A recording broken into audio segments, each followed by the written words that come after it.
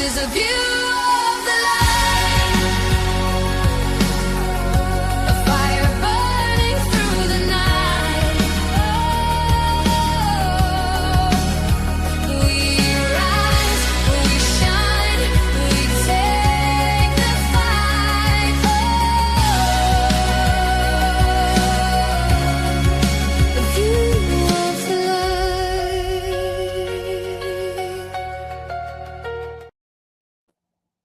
Oh, hello, hello. Welcome, everybody. Good morning, afternoon, evening.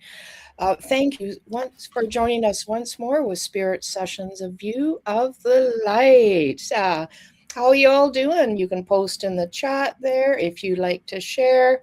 Today, we are honored to have Brooke Ashley join us in conversation. And this conversation is entitled Love Beyond the Veil. So just pardon me while I just read a bit of an introduction.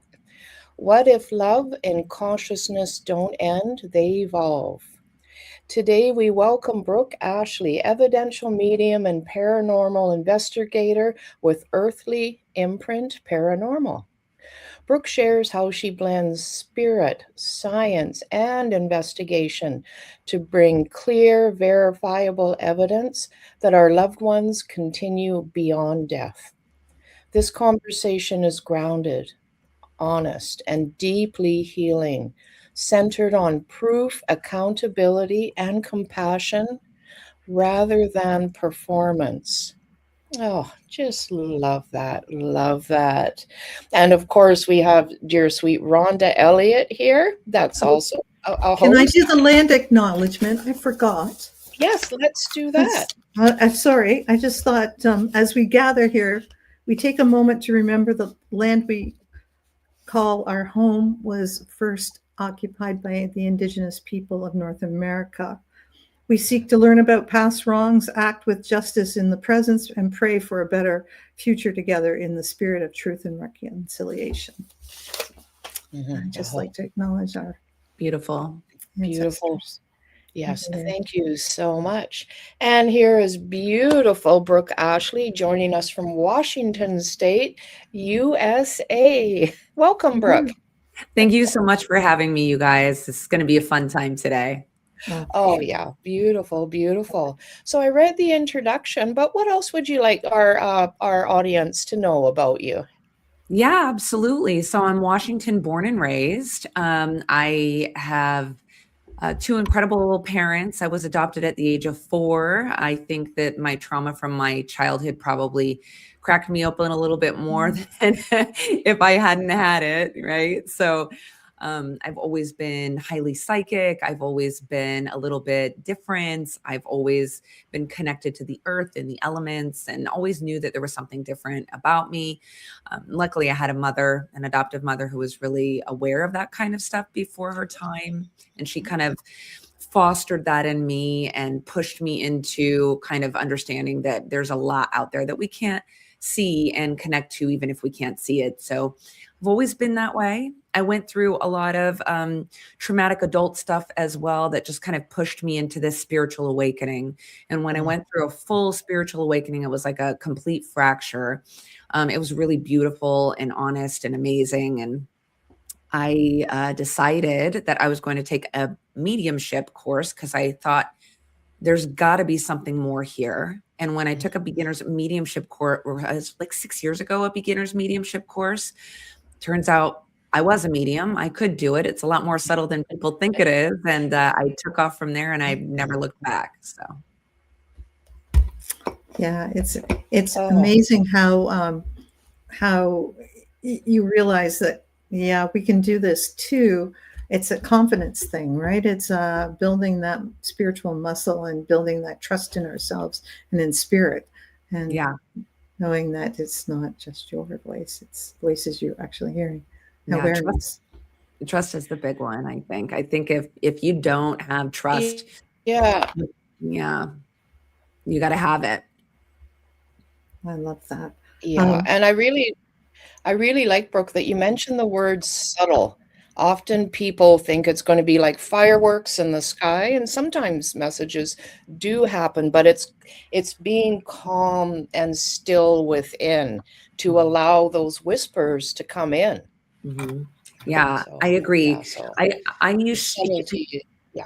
yeah, I usually just kind of explain it like this. Like the spirit world is literally not separate from us, and I think that that's such an interesting way that we've been told that. I'm sure it's for many a reason, in the past to keep us a little bit separated. But I think that how can we not be connected to spirit? We are spirit. That's exactly what we are. So, in my opinion, we are spirit living a human experience. So, how could we not all be already connected to spirit? That's what we are. So, it's like, it's kind of our homeostasis. So Yes. everybody is connected to spirit. It's just this kind of like lie that we're not connected to the spirit world. So I feel like it's all around us. You don't have to go somewhere else to like reach it. It's like right there. It's It's always right right. there. It's like switching your frequency. That's really all it is to me. Just It's turning like, the dial. yeah, it's turning the dial, it's switching a frequency. It's very set. It's like, boop, that's how it feels for me. And I always like to tell people we have our senses, right? Seeing, tasting, smelling, hearing, touching, those are our senses. And we have a sixth sense with another like list of senses, which is like our clairaudience, clairvoyance, all of our clairs. It's just an extension of the physical senses. So it's just about switching your frequency to be able to tap in to those extra sixth senses that we all have. Yeah. Mhm. So, is this what drives your passion for evidential mediumship? Is your like you're wanting people to know that spirit's just here, not Yeah. way up there? Yeah. I think the biggest question, I've done so many readings, I can't even count what, like 20,000 readings in my career, and if the question I get the most is my loved one with me? Did they see this?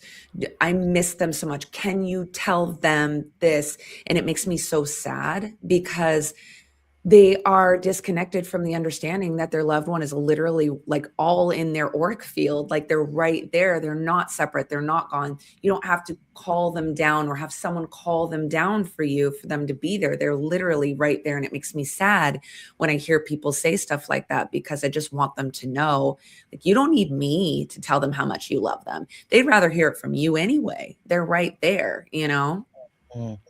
Right, right. And just to help people appreciate that this is a natural skill and ability. It's like I Mhm. don't say, "Oh, hi, I'm Teresa. And, oh, and by the way, this is my right arm."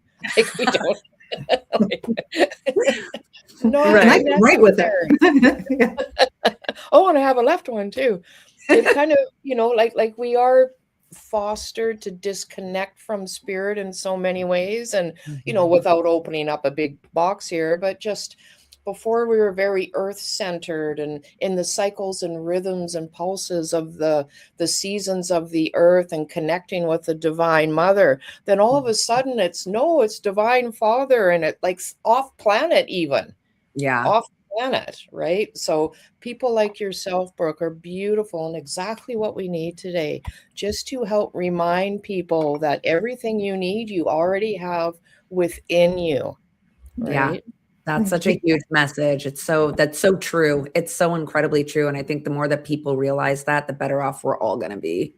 You are your own guru and you are your own spirit connector, right? Yep. Yeah. Yep. Absolutely. Yeah, Um, absolutely. can I ask you, Teresa Warren gave me some talking points, so some questions she sent in. What makes evidential mediumship different from intuitive readings? What would you say is the main thing? Because we've heard evidential mediumship, and we assume it means you give us evidence. But Mhm. what's the difference really between evidence and I intuitive? would say, like, when we talk about evidential mediumship, and I get this question a lot, what do you mean? What's an evidential medium? I get that from the general public quite a bit. And it's just that breakdown of evidential mediumship is me holding myself accountable for the truth of your connection to your loved one, holding myself accountable for information I should not know as the third party that you can validate. So it's being held accountable for the evidence that's being brought through, being able to be validated or not validated by the sitter, which is the person receiving the reading. And I don't know, when we talk about intuitive readings, I find that intuitive readings are a little more psychic in nature. Right. So you're picking up on stuff maybe in the environment or in the auric field of the person. So not that one is better than the other. They're both incredible. They're just two different things. Right. So intuitive readings, for me personally, when I see somebody doing intuitive readings, and maybe I haven't run across everybody who's done it, I'm sure they're all different. I think intuitive readings is a more broad term for what's being done. And I think there's a little more wiggle room for what is brought through and how somebody does it. Whereas evidential mediumship, I believe, has a structure to it, which is, hey, bringing forward evidence and information that that person is going to understand about their loved one. Yeah. Yeah, there's probably some overlap, like becoming like a hollow bone or a hollow flute, just so not to distort the information, either being received or how it's translated and shared with others. But I remember one person suggested that mediumship is a type of telepathy, and I know that's way oversimplified. Have you heard that before, Brooke? Yeah. Or have I you- mean, it depends on the context in which you heard it. So would they have been saying that it's like telepathy, like they're reading the person's mind, or they're Yes. reading the spirit? They're reading the person, right? They're reading the spirit, like the loved one who has passed, Okay. like telepathic communication with the deceased. Yeah. Right. When I think of telepathic communication, to me, it's claircognizance. So it would really just be saying that the person's highly claircognizant and that they use mostly their claircognizance in order to connect. I also feel like it would be another word for trance mediumship, possibly. So if it's like telepathy or maybe channeling in general, because you could use the idea of telepathy for automatic writing. You could use the idea of telepathy for remote viewing, things of that nature. So, yeah. Yeah, and animal communication with, plants, etc. Right. Exactly. Yeah. But this is part of that's fascinating, interesting. And I think someone like me, I need to know those bits. Then I can let them go and get back into what you're saying. It's subtle, it's simple, right? It is. And It's just extremely subtle. And I think that when people realize how subtle it is, I don't think I've known anybody who attempted to do mediumship, students that I have or anything. So when I have students and they connect on that first day, they don't believe me when I tell them you'll be leaving here today having connected to spirit, because they don't understand that it feels like their own daydreams, their own thoughts. They're making it up. That is what it feels like, right? And once they start to get that validation from the sitter, they start to realize, oh, wow, this is what it feels like. Like, this is mediumship. And I think we have such an idea in society. You see people testing mediums all the time. I had it yesterday, someone threw out in the chat, they said, why aren't you getting a name? And so I had to kind of check them and say, like, mediums are listening to spirit. Spirit has not given me a name yet.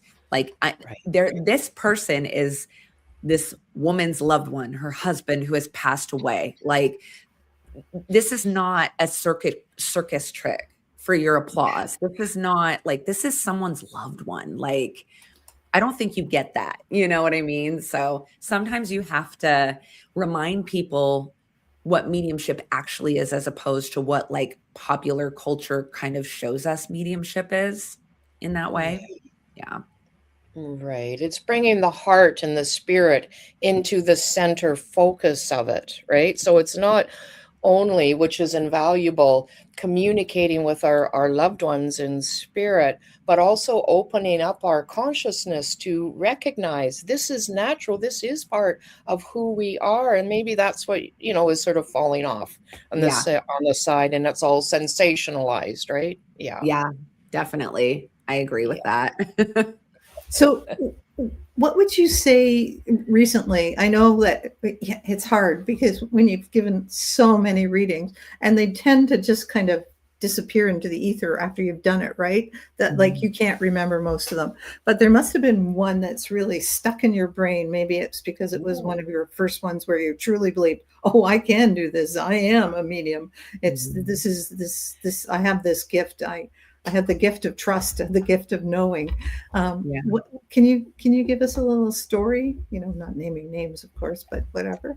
Sure. See, for me, they do kind of blend together. And because I'm channeling, I don't always remember everything, but there are some things that stick out. And I would say, like, I've gotten some incredible nuggets of evidence. I love when I get golden nuggets that are just fun and different. I got a guy who was kidnapped by the cartel the other day. And, so when you get something like that, he keeps telling me he's kidnapped. Those are crazy. I think that those are just like wow moments for us as mediums, even like, I can't believe I just heard that, or right. But for me, it's parents who've lost their kids. That's the ones that are the most, and for me, the ones that I seem to get the most are going to be young gentlemen, like teens to early 20s, who have passed away, because I have an 18-year-old son. So I think that I get a lot of that. I think they flock to me because they're like, oh, she's going to get right into the heart of it. She knows me. She understands me. She's got a kid just like me. She's so connected to her son. She'll work for me. She'll know what to do. So I would have to say the hardest ones, or the ones that stick out the most, are going to be the parents who have lost their kiddos, for sure. Yeah. And likely premature passings, kind of like, Yeah, definitely. Yeah. Do you find the parents get a lot of solace knowing that their child's okay, and that, I think we worry so much about our kids when they're just not even in the same province, like beyond just knowing. We always worry about our kids as parents, that never goes away, for sure. So I do love seeing them being able to hold on to like a golden thread that I know I can tell in their energy field, like something shifted. It's going to help them get through another day, another week, hold on a little tighter. And so I love to see that. They also tend to get highly connected to me. So they'll come back, they'll get more readings, they'll support me in all the other stuff that I'm doing, because they're just so, they feel like just that gratitude for knowing that they're connected to their child, like their child has not left them. They absolutely have not left them. And I get a lot of, not only the kiddos telling me all of these things in their life, so that the parent has some closure on certain things, knows not to feel guilty about certain things, but also what's happened since they passed, so that their parent knows, hey, how would I know that if I wasn't still here? I'm right here. You know what I mean? So Yeah. And I'm also, listening to you now, Brooke, I'm also considering how helpful it would be for those who have passed, because I think our learning continues whether we're incarnated in a physical body or not, right? They're kind of go to spirit school or whatever you might call it. So it probably helps them on their healing journey and getting to peace, having conversations with the loved ones they left behind. Would you say that is true?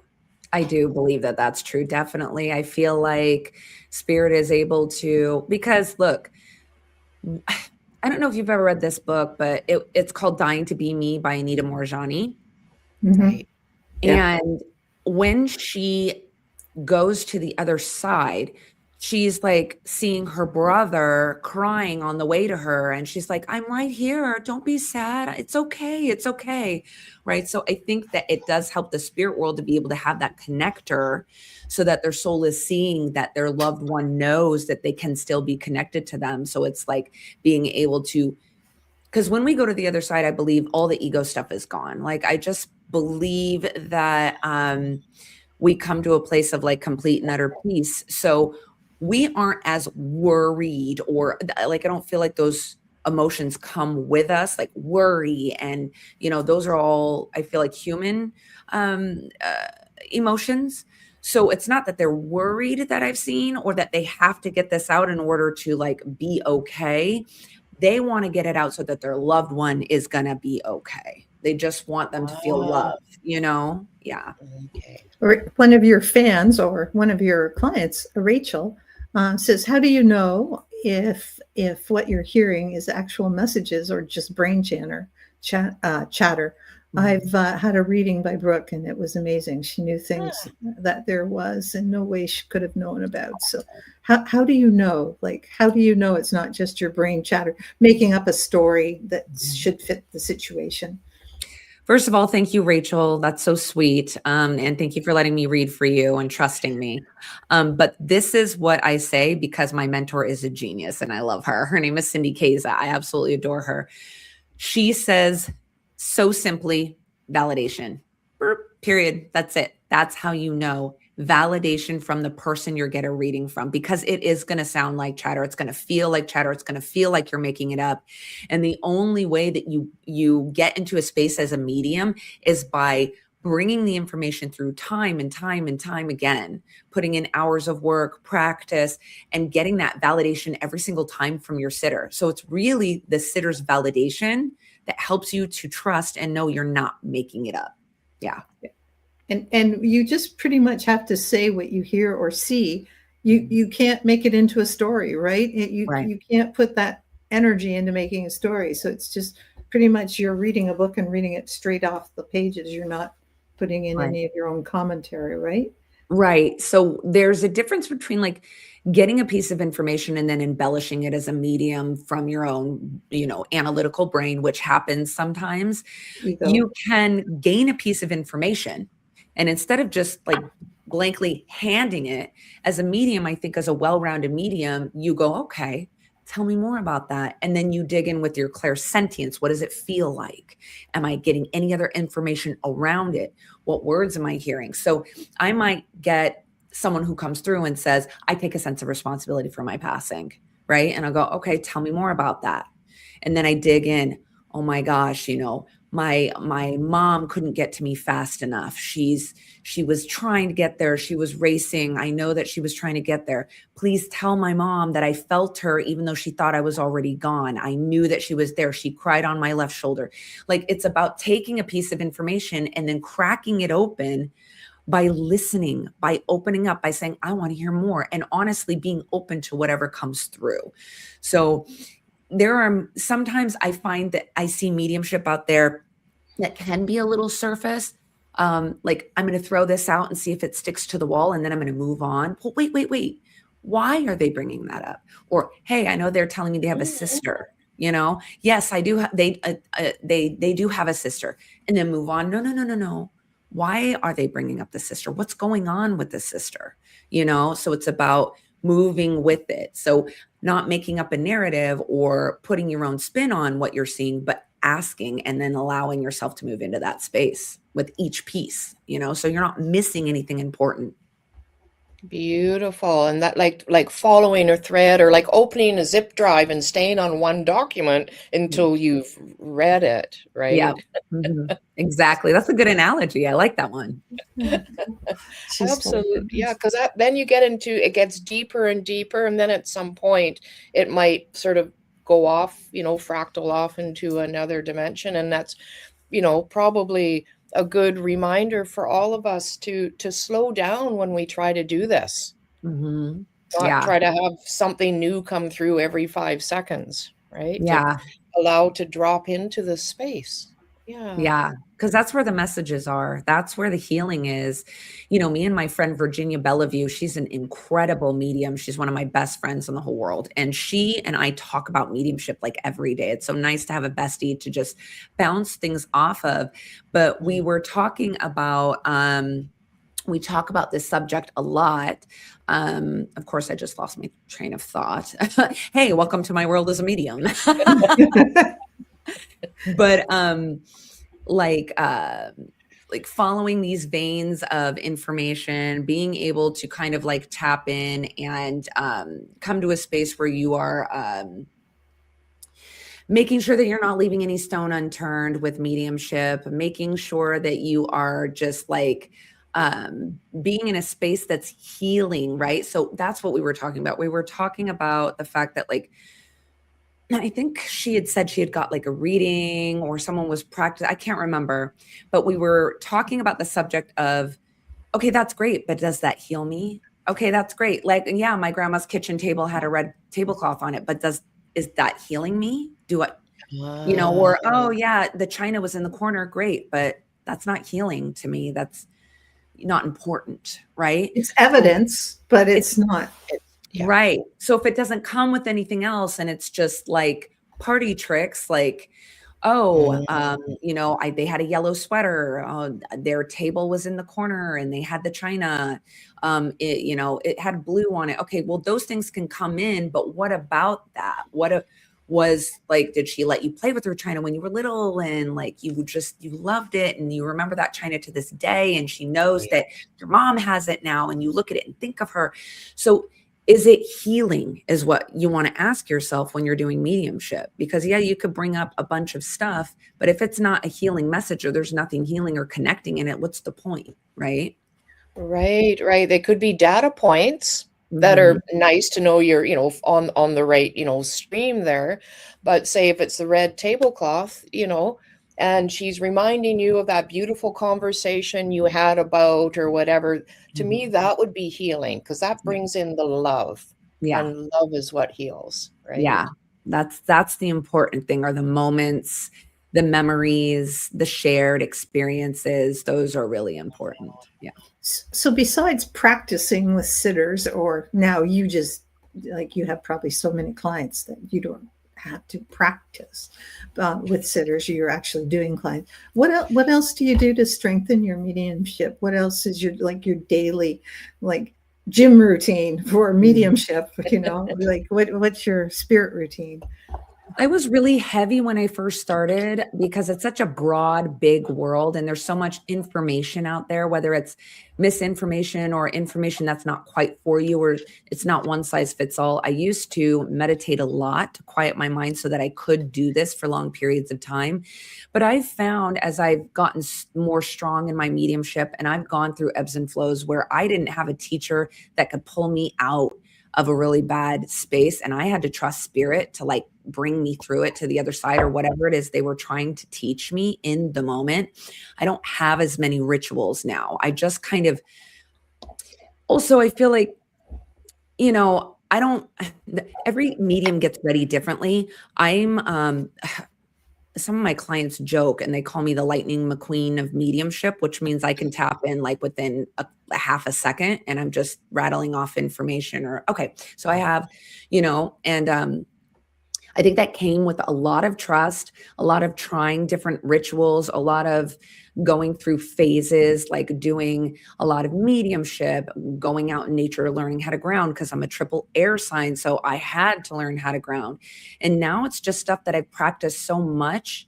I feel like I don't need to have those rituals as often, but it's always good to check your energy centers. And if you feel mucked up or something, to pay attention to that and do what you need to do to kind of clear it out so you can stay level-headed and even keeled, because it's definitely work that can drain your energy and it can make you ungrounded if you're not careful. So yeah. Keep clear channel. So grounding. So much comes back to grounding and hydrating. I mean, we're working with crystals, and energy work can be dehydrating for us as well. Yeah. So it's self-care, essentially self-care.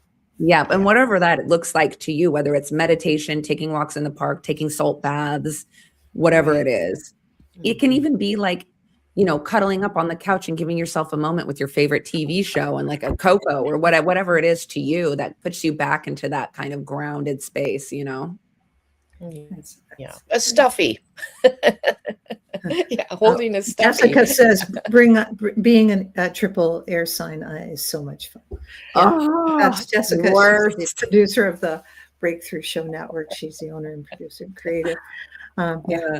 Oh my goodness. It's tough. I'll tell you, it's a life in the clouds until you learn how to like bring it back down. It really took me a full-blown spiritual awakening to force me into a space to like, I have to learn how to ground. And it was constant work for me. I'd have to stop and ground, I think like maybe like 7 times a day. How many shungites did you have in your Oh my pocket? God, so many. And tourmaline crystal. So all her crystals are black all the way around. And Love when I was learning with one of my teachers, they said sometimes all you're doing is grounding a person. And I have clients that I spend most of the session with just grounding them. Yeah. I put a black stone on their third eye and one on their heart, and I sit there and ground them because they just need it. And the energy changes and they're good. And that's what they need. And especially now with all the sun's activity, we got to ground and let whatever kind of flush out, go to the earth and then get, mirror like back out again. We're antennae essentially, right? Electromagnetic beings, and grounding is essential. Yeah, for sure. Yeah, Jessica says 100%, a lot of self-discipline and grounding often. Yeah. It's just remembering. Yeah. The Brooke, chocolate is a ground.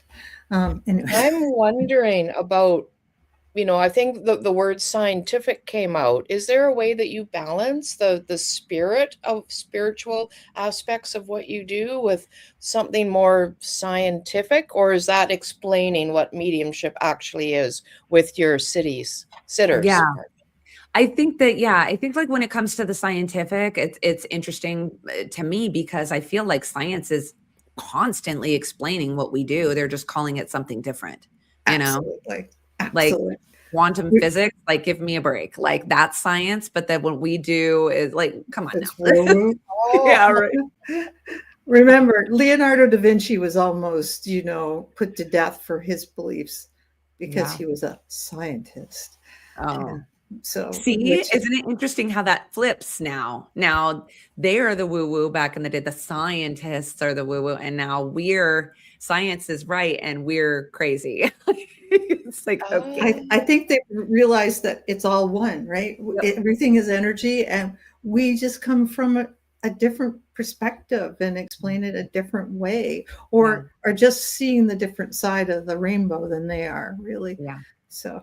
Yeah, absolutely. Some of the most brilliant minds have been saying it from day one. Nikola Tesla, a lot of them. So, crystals are energy. Energy is all around. I mean, there's so many brilliant minds who talk about the fact that like once you understand energy, you'll understand everything else, Mm-hmm. Yeah, there's different frameworks or structures to understand, the universe as we experience it. Like some say we come first and then consciousness. Other beliefs are consciousness is first that creates us.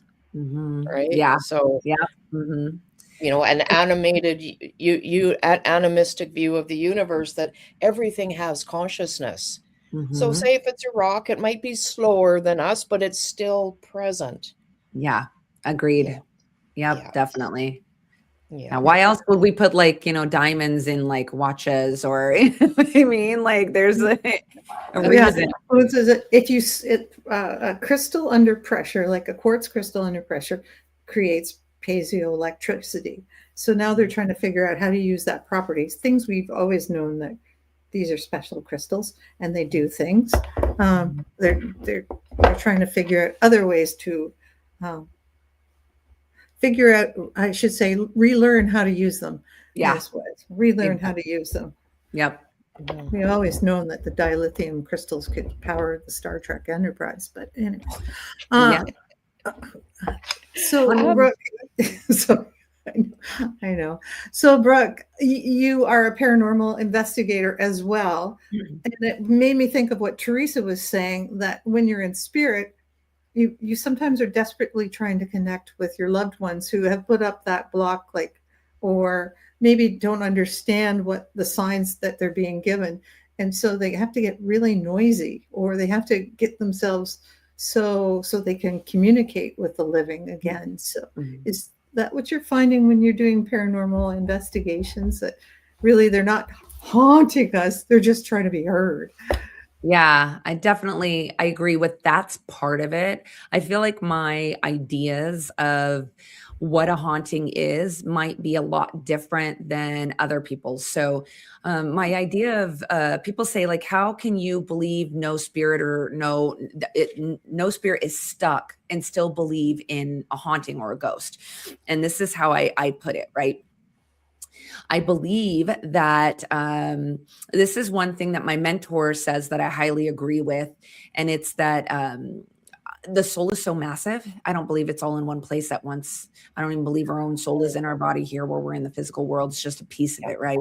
So what can happen when we pass away tragically, unexpectedly, or there's still unfinished business is a tiny little fragmented piece of the soul can stay behind to kind of justify or fix or until it's ready. And once that tiny little fragmented piece of the soul is ready, then it can reintegrate with the whole soul. But before that, it can look like a haunting because it is a part of the person. It's a piece of the person, which then is going to, if it's an intelligent haunt, it's going to read as that person. So someone can misinterpret that whole soul or that person being stuck because that piece of energy is acting as the person that it was when it was here in the physical world, even though they've gone to the other side. It's a fragmented Is that piece. what they call fractals? Is that what a fractal is? Because you hear people, but they don't really explain what a fractal is. Right. So it's just like a fragmented piece of the soul. I also believe that we can pour so much energy into a space. We see it all the time with PK energy. We see how powerful we are. We see how our energy can leave an imprint. So we have things like psychic imprints that can replay on a loop, which is what we call residual energy. But I also believe that someone can pour so much energy into a space through the emotion that they can create what we call an egregore or a tulpa of themselves that can then haunt the space as though it is that person, because it's the energy they're pouring into a space to create an egregore or a tulpa. There's two names for it. I'm sure there's many more names for it, and then that egregore becomes its own thing from that person pouring the energy into the space, and then looks and acts and sounds like the person it came from, even though it's an egregore. Yeah. So Jessica said, interesting that it makes sense. It reminds me of a concept of the Horrocks in Harry Potter. Yeah. Yeah. Would that also an example of that be when people see like the visitation of Mother Mary frequently in spaces on the planet? That this, we're adding the energy to it, so it helps set it up for success, for replication of that. Is that what you're a tulpa? Yeah. I've never heard that word before. Yeah. So think if someone keeps going into like, Waverly Hills, right? And everybody that goes in there is like, oh, it's so terrible. We're going to find a demon. We're going to find horrible, evil spirits and tortured souls. And they're coming in there with their intention. They're pouring it into the space over and over, thousands of people who come through Waverly. And then all of a sudden the owner has a problem because they've got a wall crawler or like a black shadow crawler figure. And they call it like the crawler. And it's like crawling on the ceilings and you see the shadow and people are being pushed or shoved or whatever. And what it can be is literally all these people come in with their intentions. They're pouring this negative idea or negative intentions into the space. And now all that energy combined has now created an energy that turns into its own entity and now is acting as an individual ghost or haunting, an individual being. It literally takes a form from all of this poured in energy and becomes what people are saying is in the space. Thoughts are energy, right? Thoughts are energy. So that makes sense. Conversely, like the healing waters of different places where it was just waters that maybe somebody was healed, but then so many people have come with the desire, hope, and intention of being healed when they touch the waters that they are. Yeah. Another good example of that is I was watching a podcast with my mentor. I think she was with her friend Jack doing a podcast, and she was talking about stigmata and how stigmata used to be in the palms of the hands, and people would get the stigmata in the palms of the hands. And then when we realized, or science realized, that couldn't have been possible, it had to have been like through the wrist, or it wouldn't have held the body weight. People would start to get stigmata in the wrists instead of in the palms. Oh, Yeah. So, interesting. right? Is it the mind? Are we so powerful that we are creating everything? Like, who knows? You know what I mean? Yeah, and I'm thinking about way back in the day when the Spaniards sailed to the New World. Apparently, the local indigenous people couldn't see the ships. They were not wired to see them, so they were floating on the ocean where you and I could see them easily, but Yep. they couldn't perceive them. Kind Yeah, of like I've heard that. yeah, Yep. exactly. And like how this apparent new color came through. That's, I'll just say, a type of green, right? Well, it begs the question, did the color come through first, or did our consciousness expand to the point as Homo sapiens that we could actually finally perceive that color? Yeah, it's interesting, right? It's a bit of a rabbit hole, kind of incredible. Yeah, Yeah. yeah, Yeah. I think it also leans to the idea of our own reality, like how maybe what someone else is perceiving is not what I'm perceiving. I've been able to let a lot of things go and not take things personal anymore with people like screwing me over, or they're, like being like awful to me, or they, I just feel like, why would they do that to me? Or why are they acting different? Or why did this fall apart, or this friendship, or, and I've come to the realization that maybe like my reality is mine, and whatever's going on with them and what they're saying is true. Like it happened for them in their reality. And maybe what happened to me, is only my reality. So maybe they're not lying. Maybe we all live our own reality, and like none of us are like lying about what we perceive happened in the situation. Even if someone's like, you did this, I'm like, no, I didn't. I wasn't even there. Well, I don't know. Do we all have our own matrix? Like maybe they're not. So I don't take anything personal anymore. I just go, okay, well, that's your reality. This is mine. And then we'll just part ways. You know what I mean? Yeah. Yeah. Oh, and this edges up to the Mandela effect too. Mhm. Yeah, exactly. Yeah. Yeah. And for those who may not know, it was coined because of Nelson Mandela. And when he was jailed during the apartheid years, well, you know what I mean, like during that time period in South African history, some of the population thought that he died in jail. Me Other Me people too. thought, well, no, he got released and he lived for years afterwards. And there's a whole bunch of examples of this, like Stouffer's stovetop stuffing. I remember it. It's a box with red with that little, thing on the top there. Apparently that never existed, and Stouffer's never made that. So these Yeah. could be timelines, and that's one example of a fractal, perhaps. Where say Yeah. if you had a disagreement with someone, there's a little bifurcation there, but they're both equally valid. Yeah. Yeah. Yeah. It's driving me crazy. Yeah. Yeah. And Right. it's like, so where are we on this timeline today? Okay. Yeah. If I don't like it, let's make it go away. I love that. It's too much. Too much. It's too much. It's too much. Oh, sorry.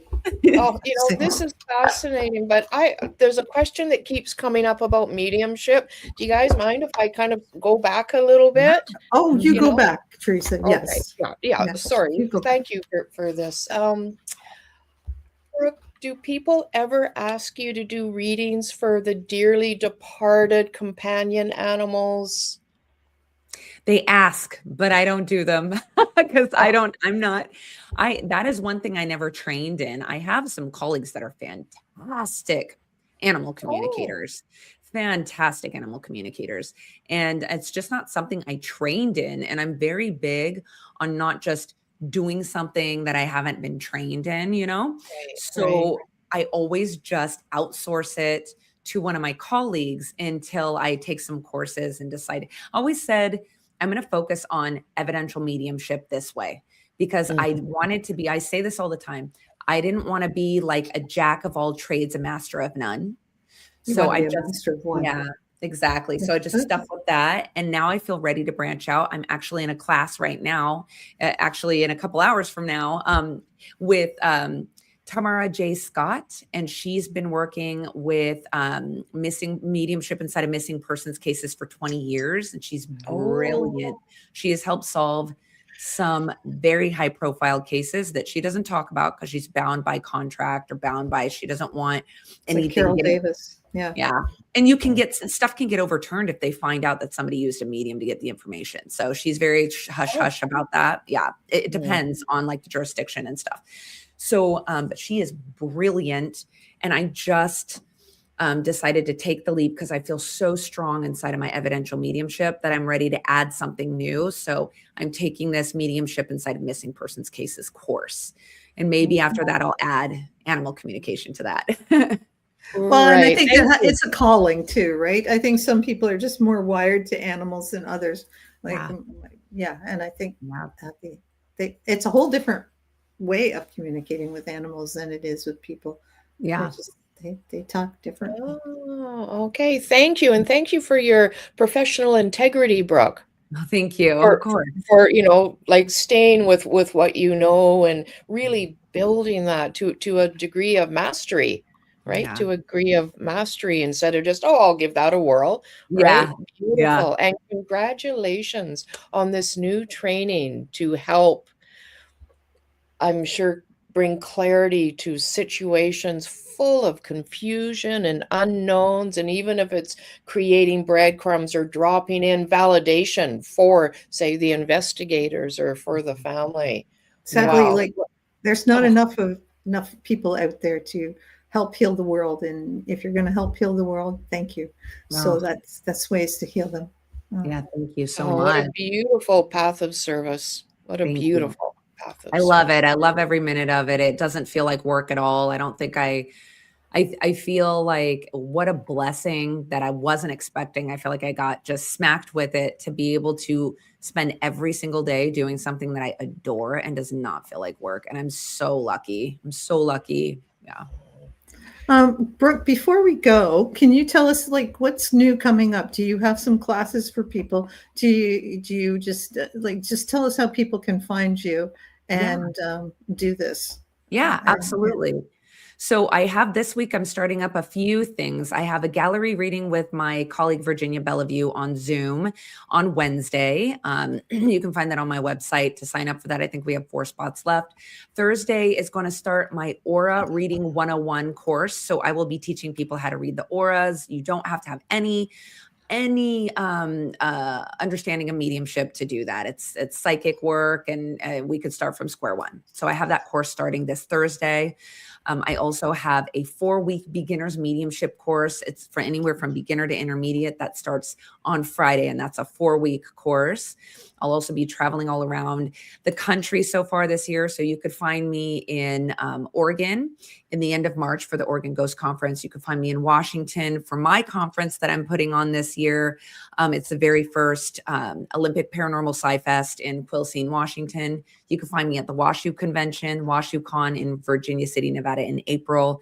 I'm hoping to be in Texas with my friend Virginia doing a gallery reading sometime this summer. I still have yet to figure out the date, but you can also find me in Berlin, Wisconsin at the Great Lakes Paranormal Conference, the beginning of September, and then the Boyd Paranormal Convention in Minnesota, the end of September. So I know that those are locked in right now. You can also find me on my Facebook page, Mediumship with Brooke Ashley. You can also find me on anything under the name of Earthly Imprint Paranormal. And my website is mediumbrookeashley.com. So that's awesome. And so you're a lot of these things are all attached, like your main websites and socials are attached to this video or podcast, which however you're consuming this today, and we can go back to it. So Teresa, did you, I can give the announcements. I guess I should do the card for today.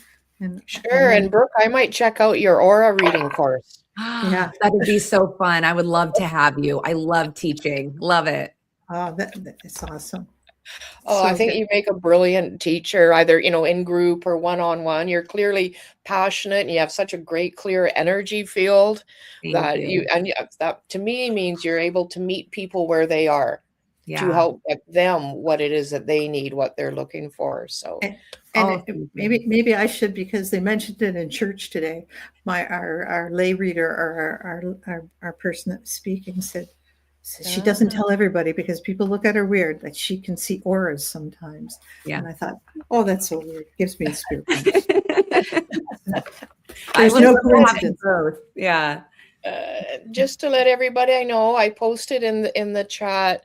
If you wanted to subscribe to our newsletter, just hit on that. It says the word sender, etc., and just enter your name, email address, and you'll be able to get weekly updates for easy one-click access to all of our shows moving forward, with little blurbs on who we're having and a sentence or two on what we could be conversing about. And of course, please remember to like and subscribe our YouTube to build our numbers up. Thank you. Yes, please. It always helps us attract great guests. I mean, I'm glad we have hooked up with Michelle, and she brings us wonderful guests like Brooke Ashley. So I'm so Michelle's wonderful. Love her. I love Michelle. I love Michelle. So today I took Wisdom of the Elders Oracle from Sean Leonard, another medium, a medium up here in Canada, and the card I pulled was Cedar Sacred Medicine Protection. And what I like about this, with the world gone crazy everywhere, as the way the news predicts it, portrays it, I don't think it's as crazy at all. I mean, there's terrible things going on, but I don't think it's all as awful as they portray it. So that's my matrix. Thank you. Yeah. And we sit back and say, well, what can we do? We can't do anything, but that's not right. We can always pray. And it says, prayers are always heard and they are often answered, but you have to take the first step and ask. If either you or someone you love has been dealing with health issues or emotional stressors connected to heartache, this might be a gentle nudge from spirit to utilize the power of the sacred cedar medicine and trust that it is healing is possible. I don't know if you've ever had a cup of cedar tea, but it's delicious and it's very healing. So maybe go out and make yourself a cup of cedar tea, say a few prayers for yourself and for the world, and see what changes. Yeah, beautiful. Thank you, Rhonda, for sharing that card. Yeah, I love Sean, and I get to see him on Tuesday, so I'm so excited. So that's with Maria. She's having me guest host on her podcast. So I'm excited to meet Sean again. He's been on our show in the past as well. So there is, next week, we have an amazing Octurian story from the experience of our guest, Vivian Chauvet. I hope I'm saying that. Chauvet. Sorry. Chauvet. So that will be exciting. I'm so hope you can come back again, and hope when your move to Minnesota goes really well, and I hope it's not cold by the time you get there. Oh, wow. It's warming up here. I like it. That's good. Oh, and Jessica wanted to put in her ad, you can't convince me that the fruit of the loom didn't have the cornucopia. I'm with you on that one, Jessica, too. The Mandela effect. Yeah, it had that. I remember. And thanks to people who save clothes for like 40 years because they were able to prove it. So yeah, the other things you can't really prove, but the Bernstein, it was the Bernstein bears, and I know I can see it in my mind, but I don't know. It must have been I'm just hoping that whatever shifted that time, it's a better future for us, and I am confident that that's why it shifted, because the timeline and the consciousness has raised so much that it's shifted us to a better and more positive timeline that we might have had under the fruit of the loom with the cornucopia. Yeah. Art elevation. Yes. Yes. Elevation. Yes. Thank you all for enjoying us. We may have been cut off on Facebook, but remember, you can go to the YouTube and see the whole show. I got an error message halfway through this program that Facebook might have cut off, but the YouTube is there all the time. You can watch it anytime and rewatch it as you like and get all the information the same there. And later on, I will have this posted to our podcast, and you can find that on Spotify, Amazon, Apple, wherever you get your podcasts. So thank you all. And thank you again, Brooke, for coming Thank by. you, Brooke. Thank Thank you you for having so much for your precious time. Thank you, thank you, thank you. Thank you guys. Thanks. I'm going to hit the end button, stay just afterwards, and we'll chat for a second. Bye. This is a view